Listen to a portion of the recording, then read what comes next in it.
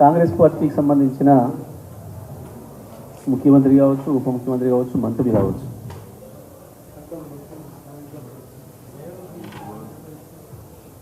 వాళ్ళు ఇంకా మేము ప్రభుత్వంలోకి వచ్చినామని, మేమే ప్రభుత్వాన్ని నడుపుతున్నామన్న సోయికి ఇంకా రాకుండా మాట్లాడుతున్నారు. కనీసం ఆ జ్ఞానం కూడా లేకుండా మాట్లాడుతున్నారు. ఆయన పోయిందే ముఖ్యమంత్రి హోదాలో దావోస్కి, ఈ రాష్ట్రానికి ఏదో పెట్టుబడులు వస్తాయి అక్కడికి పోతాయని. సరే, ఆ పెట్టుబడులు పక్కన పెట్టుబడులు రాకపోయినా ఇంకో ముందు వచ్చినాయి. కానీ తెలంగాణ రాష్ట్ర ముఖ్యమంత్రి పాపం ఇంత గొప్ప కమ్యూనికేటరా, ఇంత గొప్పగా మాట్లాడతాడా అని చెప్పి మన పరువు తీసి వచ్చే పని చేసి, ఇక వారి మంత్రుల సహచరులు ఇక్కడ పడితే అక్కడ ఊళ్ళల్లో ఏం మాట్లాడుతున్నారో సోయి లేకుండా, ఒక మాటకు పొంతం లేకుండా, ఇంకా ప్రతిపక్షంలోనే ఉన్నామన్న ఆలోచనతో మాట్లాడుతుంది. నిజంగా ఎందుకంటే పాపం వాళ్ళకి నమ్మకం లేకుండే ప్రజలు మాకు అవకాశం ఇస్తారు అని చెప్పి, అందుకే ఆనాడు నోటికొచ్చిన అబద్ధాలు మాట్లాడిండ్రు, నోటికొచ్చిన హామీలు ఇచ్చిండ్రు. సరే, అధికారులకు వచ్చింది. మా నాయకుడు కేసీఆర్ గారు చాలా స్పష్టంగా చెప్పింది మా అందరికి కూడా, వాళ్ళంతా వాళ్ళే 100 రోజులు అడుగుతున్నారు హామీలు అమలు చేయడానికి. సంతోషం, తప్పకుండా ప్రభుత్వంలో కొత్తగా వచ్చిన వాళ్ళకి సర్దుకునే అవకాశం ఉండాలి. మీరు ఎవరు కూడా తొందరపడి వాళ్ళు ఇచ్చిన హామీల గురించి ఇప్పుడే డిమాండ్స్ చేయడం కానీ ఇంకోటి కానీ చేయాల్సిన అక్కర్ లేదు. కొంతకాలం మౌనంగానే ఉండండి. ఏదైనా ఉంటే మీ ఇంటర్నల్ సమావేశాలు పెట్టుకుని కార్యకర్తలతో ఆ పద్ధతిలో పార్టిసిపేట్ చేసుకోండి. కానీ ప్రభుత్వం వైపు ఇప్పుడే వెళ్ళాల్సిన అవసరం లేదని మాట చెప్పారు మాకు. మా వర్కింగ్ ప్రెసిడెంట్ గారు వారి ఆదేశం మేరకు మేమందరం కూడా అదే పద్ధతిలో ఉన్నాం. ఇప్పుడు అసెంబ్లీ పెట్టిండ్రు, అది ఎందుకు పెట్టిరో వాళ్ళకి సోయలేదు, ఏం మాట్లాడిందో సోయలేదు. దాంట్లో కూడా మేము చెప్పాలి కాబట్టి తప్పకుండా వాళ్ళు మాట్లాడుతున్నప్పుడు మా వర్కింగ్ ప్రెసిడెంట్ గారు కావచ్చు, మేమందరం కూడా ప్రజలకు వాస్తవాలు పంపించాలి కాబట్టి మేము మాట్లాడి చెప్పినాం. ఆ సందర్భంలోనే కేటీఆర్ గారు ఇంకో మాట కూడా చెప్పారు, దయచేసి మీకు రాజకీయంగా మామయ్య కక్ష ఉంటే తీర్చుకోండి, కానీ రాష్ట్రం పరువు తీయకండి, రాష్ట్ర అభివృద్ధిని అడ్డుకోకండి, రాష్ట్రానికి నష్టం జరిగే ప్రయత్నం చేయకండి. మీరు రాజకీయాలు అనుకొని చేసే కొన్ని చర్యల వల్ల రాష్ట్రానికి దెబ్బ తగులుతుంది, అభివృద్ధి కుంటుపడుతుంది, నష్టం జరుగుతుంది. బడ్జెట్ పైన కూడా వాళ్ళ అవగాహన లేకుండా మాట్లాడుతున్న సందర్భంలో బడ్జెట్లో కొన్ని విషయాల్ని బయటికి మాట్లాడకుండా ఉండాల్సి ఉంటుంది ఎవరైనా సరే అనే విషయాన్ని కూడా స్పష్టంగా చెప్పాను, ఒక సలహాపూర్వకంగా కూడా చెప్పాను. వాళ్ళకి అవన్నీ తీసుకునే సోయి లేదు. అసలు ఈ రాష్ట్రం పట్ల, ఈ రాష్ట్ర అభివృద్ధి పట్ల వాళ్ళకి సోయి లేదు. ఇప్పుడు ఏం దొరుకుతుందా, ఏం చేద్దామా అని వేట కుక్కలాగా తిరుగుతున్నారు తప్ప ఇంకొకటి లేదు.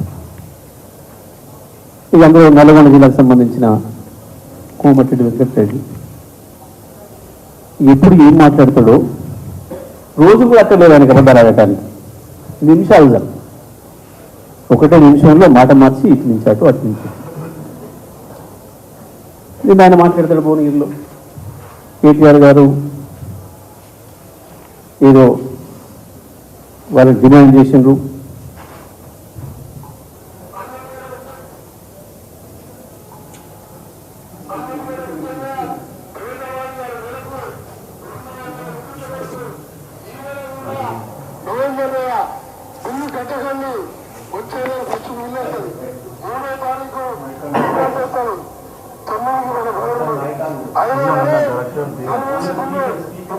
November phone speaker mike Venkata Reddy గారు చెప్పింది కట్టొచ్చని చెప్పి మీరు బాగా అర్థం చెప్పండి. ఈరోజు బిల్లు కూడా రద్దు చేస్తున్నాను. దాంతో ఇది ఎవరు మాట్లాడిందండి? ఈయన గుర్తుపెట్టారు కదా అందరు, కోమటిరెడ్డి వెంకటరెడ్డి. వీళ్ళు కట్టొద్దని చెప్పింది ఆయనే కదా. ఇంకా ఏం చెప్పిండు? ఈ నవంబర్ నెల బిల్లు డిసెంబర్లో వస్తుంది, ఆయన మేము డిసెంబర్ 9కి వస్తున్నాం కాబట్టి నవంబర్ నెల కూడా మేమే కడతాం, మీరు కట్టకండి. ఎవరైనా వస్తే కోమటిరెడ్డి వెంకటరెడ్డి చెప్పిండు అని చెప్పండి అని కదా మాట్లాడాడు. అదే విషయాన్ని నిన్న కేటీఆర్ గారు గుర్తు చేశారు. దానికి ఏం మాట్లాడతారు కోమటిరెడ్డి వెంకటరెడ్డి? కేటీఆర్ గారి గురించి నోటుకొచ్చినట్టు ముందు మాట్లాడడం, చిన్న పెద్ద లేకుండా భాష ఉపయోగిస్తే కనీసం కేసీఆర్ గారి పట్ల కానీ కేటీఆర్ గారి పట్ల కానీ ఇతర నాయకుల పట్ల ఎవరి పట్ల సంస్కారహీనంగా వాళ్ళ నాయకులు అంతే, ఆయన అంతే. పైగా అబద్ధం నువ్వు వాడుతున్నావు, చెప్పింది నువ్వు చెప్పినా నీ ముఖ్యమంత్రి చెప్పింది.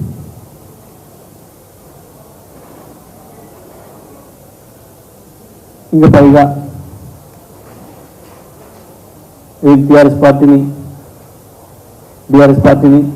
14 ముక్కలు చేస్తా, 39 ముక్కలు చేస్తా, నువ్వు కాంగ్రెస్కే కోగట్టు అని చెప్పి నీ పార్టీలోనే చాలా మంది మొత్తుకున్నారు. తమ్ముడిని ముందే బీజేపీలో పంపించి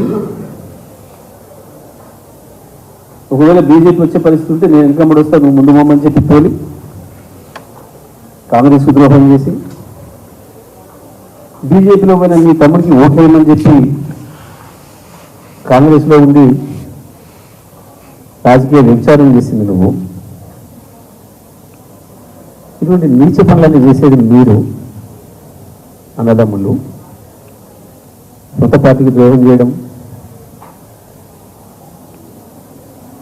మళ్ళీ ఇటేదో మంచిగా నడుస్తుంది అని చెప్పి మళ్ళీ ఇలా తెచ్చుకొని తమ్ముని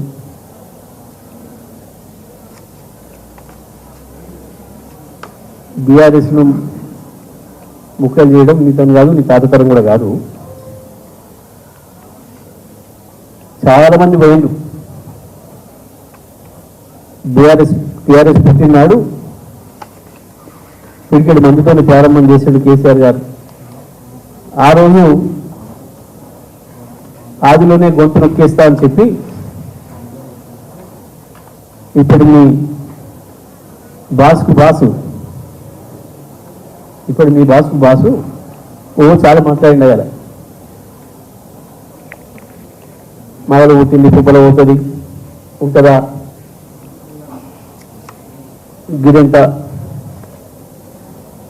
కేసీఆర్ నడుపుతాడా, చాలా మాట్లాడింది.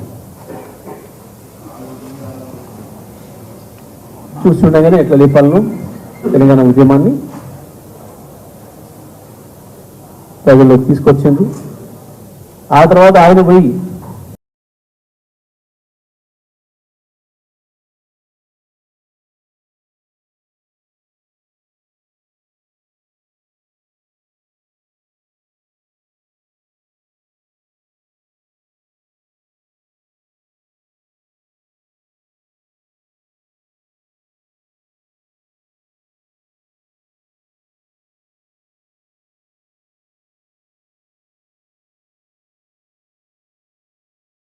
మీ బాస్ రాజశేఖర రెడ్డి ఆయన వచ్చి కూడా కథం చేస్తా అన్నాడు. ఆయనతో కూడా రాలేదు. ఇద్దరు కలిసి కూడా చేసింది. పైకి రాజకీయ శత్రువులైనా కేసీఆర్ గారిని కథం చేస్తామో అని చెప్పి ఇద్దరు కలిసి ఆంధ్ర రాష్ట్రానికి సంబంధించిన మాజీ ముఖ్యమంత్రులు ఇద్దరు కలిసి కూడా కుట్రలు చేశారు. ఎన్నికలలో లోపాయకారిగా ఒప్పందాలు చేసుకొని పనిచేసిండ్రు. ఉద్యమాన్ని నిలబెట్టడానికి కేసీఆర్ గారు ఎత్తుగడలో భాగంగా తీసుకొని తెచ్చిన ఉప ఎన్నికల్లో ఎట్లయినా ఏం లేదు, తెలంగాణని కథం చేయాలి, తెలంగాణ గొంతు నొక్కేయాలి, తర్వాత నువ్వు వచ్చిన ఏం లేదు నేను వచ్చిన ఏం లేదని చెప్పి కూడా పలుపుకొని ఇద్దరు ప్రయత్నం చేస్తే కూడా సాధ్యం కాలేదు. పగల్బాల్ మాని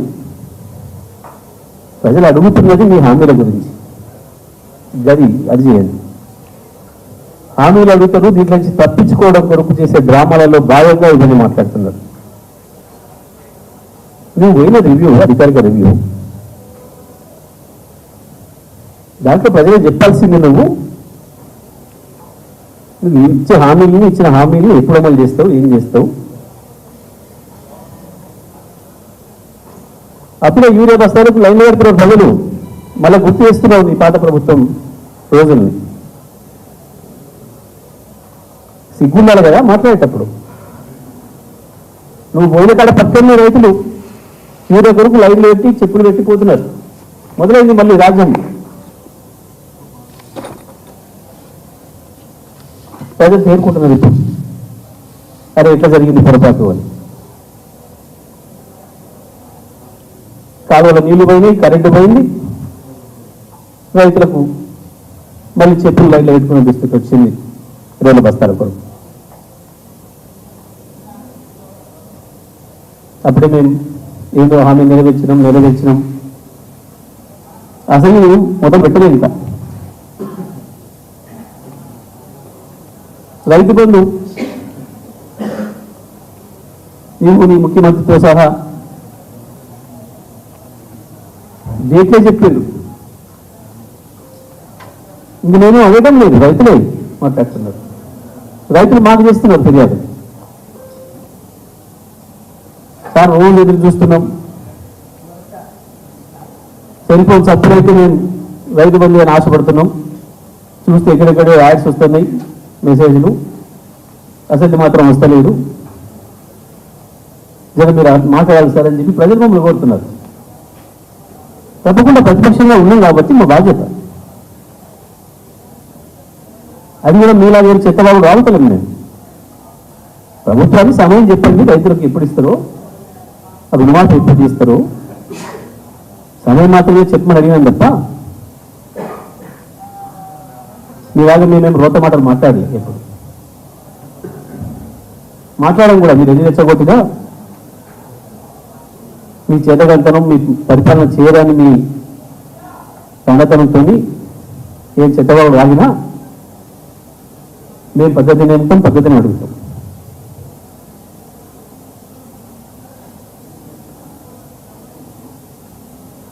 కరెంటు కొత్తల గురించి చెప్తున్న పాపం మెయింటెనెన్స్ కొరకు మీరు అందరూ కూడా చూస్తున్నారు. గత 10 సంవత్సరాలు మెయింటెనెన్స్ కొరకు ఎక్కడైనా కాసేపు పవర్ తీసేయాల్సి వస్తే గంట 2 గంటలో ఆ ప్రాంతం నుండి ఏఈ, ఇంకొంచెం పెద్ద పరిధి అయితే డిఈ సమాచారం ఇచ్చేటోడు అక్కడికి అగ్రిమెంట్స్కి. ఇగో ఈ మన చిక్కడపల్లి ఏరియాలో ఫలానా గంట సేపు ఈ టైం నుంచి ఈ టైంకి పవర్ ఉండదు, వినియోగదారులు సహకరించండి, ముందు సమాచారం ఇస్తున్నాం. లేదా పంజాగుట్టలో పలానా ప్రాంతంలో ఈ సమయం నుంచి ఈ సమయం ఉండదు, మెయింటెనెన్స్ కూడా ఆపుతున్నాం అని చెప్పేవాళ్ళు. పాపం ఇప్పుడు మంత్రి చెప్తున్నాడు ఏకంగా రాష్ట్రం మొత్తం లేదా హైదరాబాద్ మొత్తం 2 గంటలు మెయింటెనెన్స్ అవుతుంది. మెయింటెనెన్స్ అనేది మొత్తం హైదరాబాద్ సిటీ ఒక్కరు చేసిన చరిత్ర ఇప్పుడు లేదు, చెయ్యరు. మెయింటెనెన్స్ అనేది ప్రజలు కూడా చెప్పాలి. మెయింటెనెన్స్ అంటే ఒక కరెంట్ ఫీడర్ ఏదైతే ఉంటుందో ఆ ఫీడర్ ప్రాంతంలో చెట్లు ఏదైనా పెరిగి లైన్లకు అడ్డం పడుతుంది, ఇబ్బంది పడుతుంటున్నాం ఆ చెట్లు కొట్టడానికి, లేదా కొత్త ట్రాన్స్ఫార్మర్ కానీ ఇంకోటి కానీ బిగించినప్పుడు దానికి కనెక్షన్ ఇవ్వడానికి, కొత్త లైన్ వేసినప్పుడు దానికి కనెక్షన్ ఇవ్వడానికి, ఆ పని మొత్తం పూర్తి చేసి కనెక్షన్ ఇవ్వడం కొరకు కాసేపు తీస్తారు. దీనికి మెయింటెనెన్స్ అని దీన్ని అంటారు. సో దీన్ని అక్కడ స్థానికంగా ఉండే అధికారులు చెప్తారు.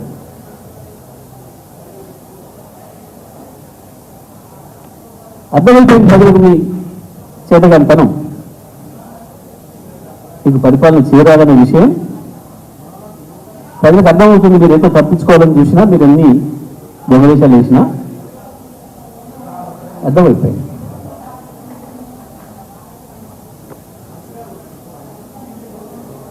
నాగార్జున సాగర్ సరే కేఆర్ఎంకి అప్పగిస్తూ ఒప్పుకొని వచ్చింది. కొట్లాడతారా దమ్ముందా? ఒక్కనాడన్నా మీ జీవితంలో కృష్ణా జిల్లాల పైన రాజశేఖర రెడ్డి విమానం తీసినాడైనా, చంద్రబాబు నాయుడు తీసినాడైనా ఒక్కరోజు రోజు మాట్లాడిందా? మళ్ళీ ఇవాళ కృష్ణానది పైన ప్రాజెక్టుల గురించి కొట్లాడాలన్నా, గోదావరి నీళ్లు తెలంగాణ పొలాలకి పారేయాలన్నా అది కేవలం బీఆర్ఎస్ వల్లనైతే, కేసీఆర్ వల్లనైతే తప్ప ఈ చైతన్యవంతం కాదు.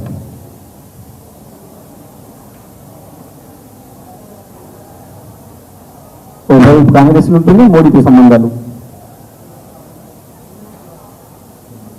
వాళ్ళ నాయకుడి పైన అదాన్ని నిలుపుతాడు, ఈయన అదాన్ని కలిసి వస్తుంటాడు, అదాని ద్వారా మోడీకి సమాచారం ఇస్తుంటాడు. మాది ముక్కలవడం కాదు, మీరు అవుతుంది గుర్తుపెట్టుకోండి. ఏకనాథ శివుడు మీ దాంట్లో వెళ్తారు, అది గుర్తుపెట్టుకోండి. దానికి నువ్వైతావో మీ బాస్ అవుతాడు ఏకనాథ శివుడే. బీఆర్ఎస్ పార్టీ మీద ఇటువంటి చాలా గుర్తుంచుకుంటూ వచ్చింది. దీనినే బతికారు మీరు, మీ బాసులు, మీ ఆంధ్ర భాషలు అందరూ కూడా ఇట్లనే చెప్పుకుంటూ బతికారు.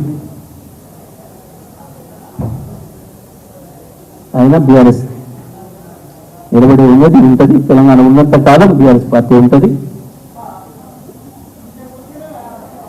పార్టీని తీర్చమని ఇవ్వలే మీకు ప్రజల అధికారం, పనిచేయమని ఇచ్చింది. మీరు టీఆర్ఎస్ ఈ పొలానికి ఇచ్చి మీకు ఇస్తూనే ఉంటుంది. ఇది వీళ్ళేదో 420 హామీలు ఇచ్చారు. ఇక 40 వచ్చినా చాలు కదా, మనకు అదనం వస్తుంది. ఉన్నాయైతే పోవు కదా, కేసీఆర్ పెట్టిన అయితే పోవు కదా అని ప్రజలు కొంచెం అదమర్చారు.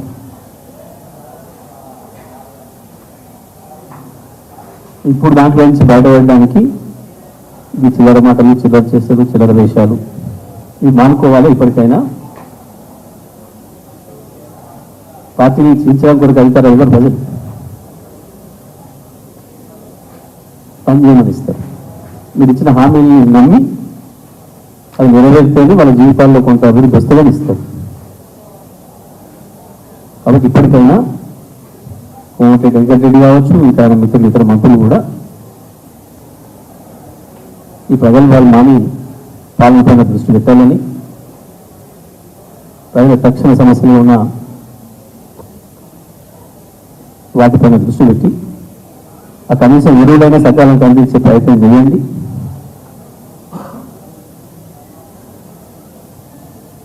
రైతు బంధులు, రుణమాఫీలు,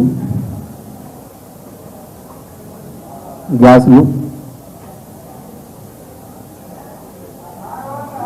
విద్యుత్ ఛార్జీల మాఫీలు వాటిపైన దృష్టి పెట్టాలి తప్ప ఈ కేవలం ఏదో బీఆర్ఎస్ చేయిస్తామని చెప్పేదాంతోనో, బీఆర్ఎస్ చేయించడంతోనో ప్రజల నుంచి తప్పించుకుంటామని అనుకుంటున్న అమాయకత్వం అవుతుంది. మీరు మమ్మల్ని చీల్చడం కాదు, ప్రజల్ని మిమ్మల్ని చీల్చి చెందాడతారు. అది గుర్తుపెట్టుకొని పనిచేయాలని చెప్పి హెచ్చరిస్తా ఉన్నాం.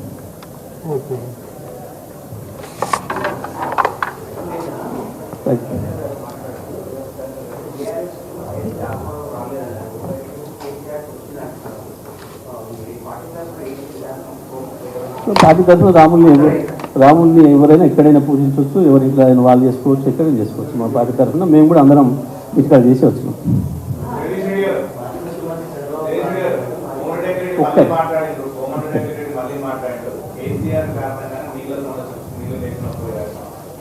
నీకు చేయకపోతే మరి కేసీఆర్నే ఉంచు, నీళ్ళు ఎట్లా ఇస్తావు చెప్తాడు కదా. నువ్వు వండతనానికి కేసీఆర్ ఎందుకు పెడతావు? కానీ నువ్వు మునగానే నువ్వు ఉరుకుతలేని ఆయనకంటే స్పీడ్ ఉరుకుతానంటే కదా నీకు ఇచ్చింది. కేసీఆర్ అప్పు చేసిండు, కేసీఆర్ తాళం వేసిపోయిండు, మేము తాళం వేసి వచ్చాం అప్పాయించి.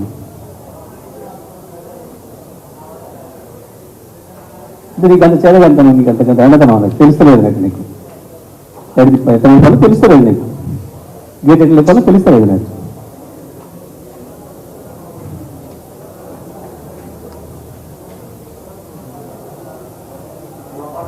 పార్టీ ఎవరు మోడీని కలిసి వచ్చారు? ఏ రకంగా కలిసి వచ్చారు? రాయించుకుని కదా ఇవాళ వాళ్ళ స్టోరీ వేయించుకోరు కదా, స్టోరీ ఏం లేదు. మీరు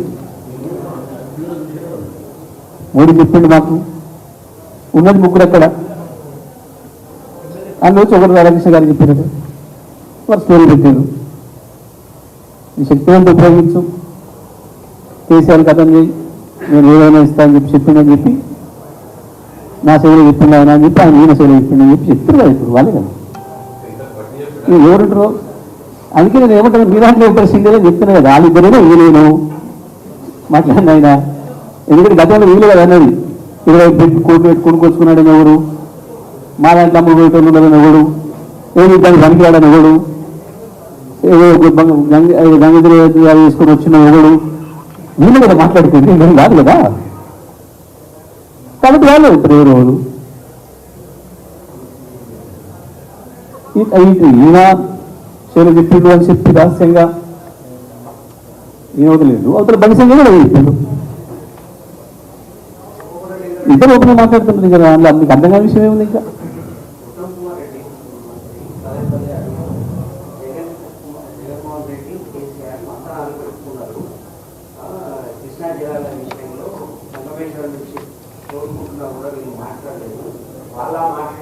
ఇప్పుడు ఆ ప్రాంతం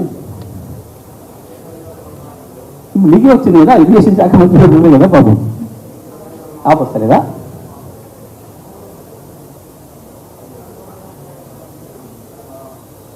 అయిపోయింది కదా, నువ్వు నేను ఇస్తానని కదా దానికి ఇచ్చింది, కూర్చు అన్నయ్య పక్కనే కదా ఆపు.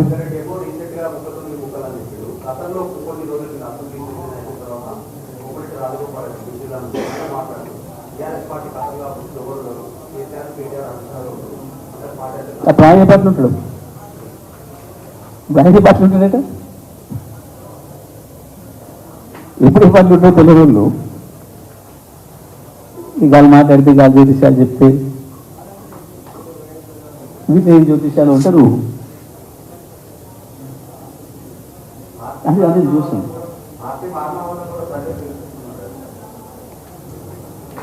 గెలిపిస్తుంది. అందుకే ఆయన మళ్ళీ కూడా ఇక దీంట్లో చేస్తున్నాడని దీంట్లో పోతున్నాడు. మీరేం మారిపోయి అంటే ఇస్తలే లేదు.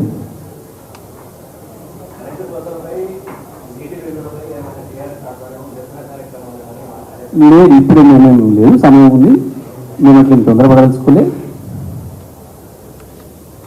నేను చేసే పని లేదనుకుంటున్నా. ప్రజల్లో చైతన్యం బాగుంది మన దగ్గర. కానీ ప్రతిపక్షంగా ప్రజలు మమ్మల్ని అడుగుతున్నారు, మీరు మాట్లాడాలి అని చెప్పి అడుగుతున్నారు. అది వాస్తవం.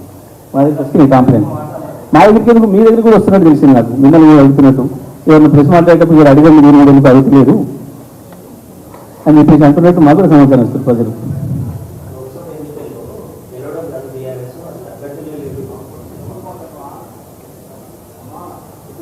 సరే నోటిఫికేషన్ వస్తే తెలుస్తుంది కదా.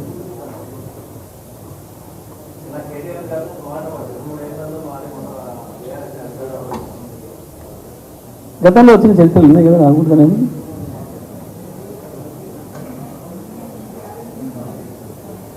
ఓకే,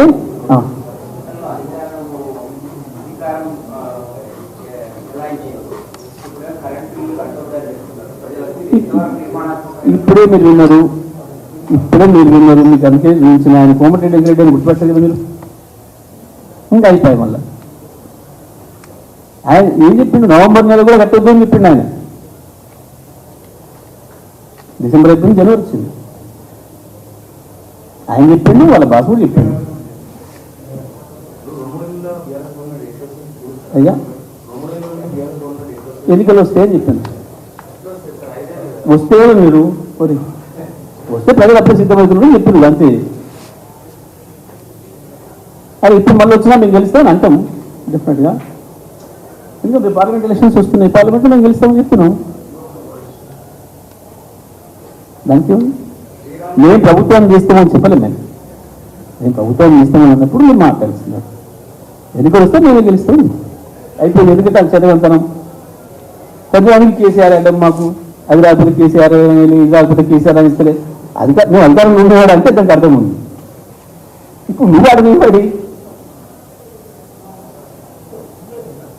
నీకు పని చేయలేకపోతే దాన్ని కేసీఆర్ అర్థం అంటే ఎట్లా? అంటే దాని అర్థమైంది మీకు పరిపాలన చేస్తలేడు అని కదా. దాని వచ్చేందుకు అడుగుతలేడు నవీన్ మరి వాళ్ళు వస్తున్నట్టు కానీ అది జోరు ఇస్తలేదు. ఓకే రైట్, ధన్యవాదాలు.